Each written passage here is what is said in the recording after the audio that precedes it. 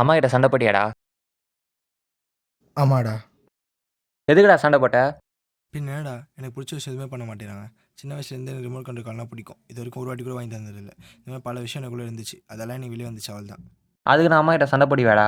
உனக்கு என் கஷ்டம் புரியாதுடா. என் தலையை பார்த்துல எல்லாம் சிரிக்கிறாங்க. இது காரணம் யார் தெரியுமா? எங்கள் அப்பா தான்.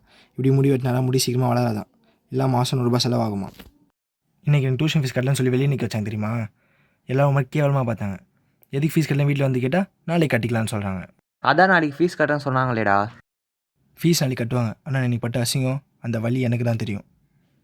உனக்கு என்னப்பா, நீ பணக்கார வீட்டு போய் உங்கள் அப்பா 2 லட்சம் சம்பளம் வாங்காது, அதனால் உனக்கு கேட்டதெல்லாம் கிடைக்கும். ஆனால் எனக்கு அப்படி இல்லை. என்ன மாதிரி இருக்க பசங்க மனசில் பல ஆசை இருக்கும். அதை மனசில் வச்சிருக்க வழி அவனுக்கு மட்டும் தான் தெரியும். உனக்கு எப்படி நான் புரிய வைக்கிறது? சரி, நான் சொல்கிறது மட்டும் கேளு, நீ எதுவுமே பேசாத. சரி சொல்லு. அம்மா அப்பா உனக்கு பிடிச்சது எதுவுமே செய்யலன்னு சொன்னியாடா? மனசாட்சி ஊத்தல உனக்கு? ஃபஸ்ட்டே ஸ்கூலுக்கு வரும்போது என்ன சொன்னேன்? உனக்கு இந்த ஸ்கூல் பிடிக்கும், அதனால தான் உங்கள் அப்பா சேர்த்தாருன்னு சொல்ல. அது உனக்கு பிடிச்ச விஷயம் இல்லையா?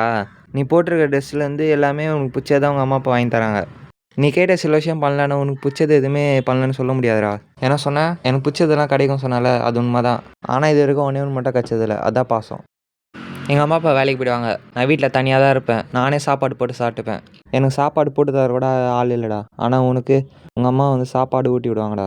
உன் கூடயே தான் இருப்பாங்க. உனக்கு எது பிடிக்கும் பிடிக்காதுன்னோட உங்கள் அம்மா அப்பாவுக்கு தான் நல்லா தெரியும். நீ ரொம்ப லக்கிடா. உனக்காச்சும் அம்மா அப்பா மாதிரி யாருக்கும் கிடைக்க மாட்டாங்கடா. முதல்ல போய் உங்கள் அம்மா கிட்ட பேசு. நான் போய் அம்மா கிட்ட பேசுகிறேன். நீங்களும் போய்ட்டு உங்கள் அம்மா அப்பா கிட்ட மனசு விட்டு பேசுங்க.